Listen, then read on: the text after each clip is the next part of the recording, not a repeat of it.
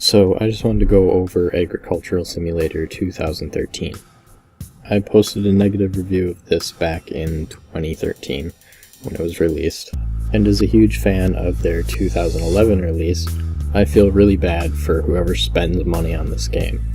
So for the next 6-ish minutes, I'm going to be showing you everything that's wrong with this game, or what I can show you because it constantly crashes. Just trying to capture this 6 minutes of footage took me over a half hour because it constantly crashes and nothing works. As you can see, I have the most expensive tractor in the game that you have to work very hard to get, and you can't even turn around. They do have a whole bunch of really nice cosmetics that do absolutely nothing for the game, such as double tires, which add 0 traction and 0 extra torque. It did move away from fields being the only way to plant things, however this didn't improve the game again because you now no longer have fields. There's not a distinct pattern on the ground when you do plant stuff. You can't tell where your field starts and where your field ends, so you don't drive over the correct parts when you go for it a second time. There's also no longer any plots, so you don't have to spend money on farming.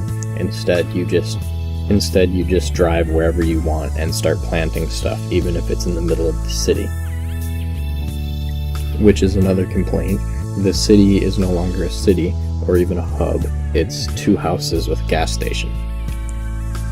And then as you can see, the textures are terrible. There's 0 level of detailing between the lowest thing they could possibly render and the actual texture, thus resulting in very janky transitions as you drive over fields and into the roads. But they do have a large selection of tractors that are fairly detailed. The only issue is none of them actually work.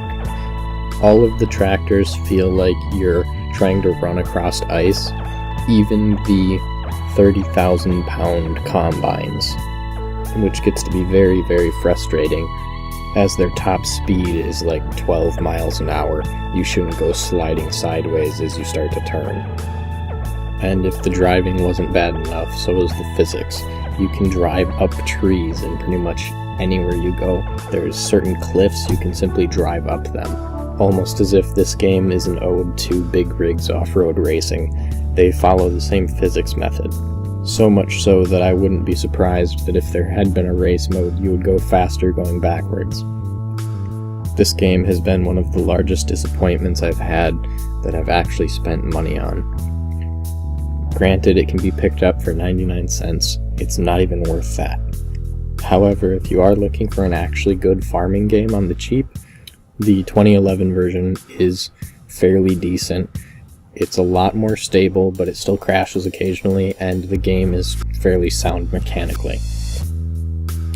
Which is another knock for the 2013 version. They've removed the ability to grow your livestock, so you can't even sell cows anymore or produce milk.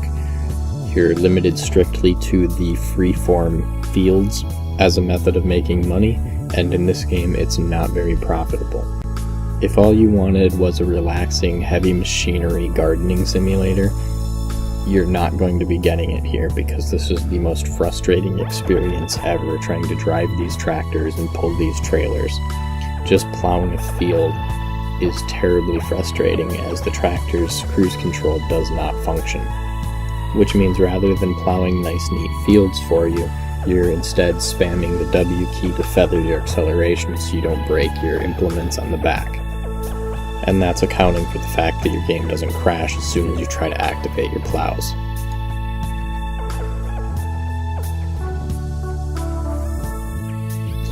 Thank you for sitting through this review of this terrible, terrible game that is Agricultural Simulator 2013. And I just want to give a special shout out to Super Doer on Spotify for this amazing background music.